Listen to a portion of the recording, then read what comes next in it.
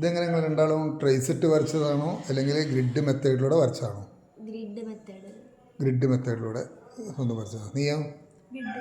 ഇതിൽ എൻ്റെ കൈ എന്തെങ്കിലും ഇതിനകത്ത് ഞാൻ എന്തെങ്കിലും സഹായിച്ചിരിക്കുന്നു?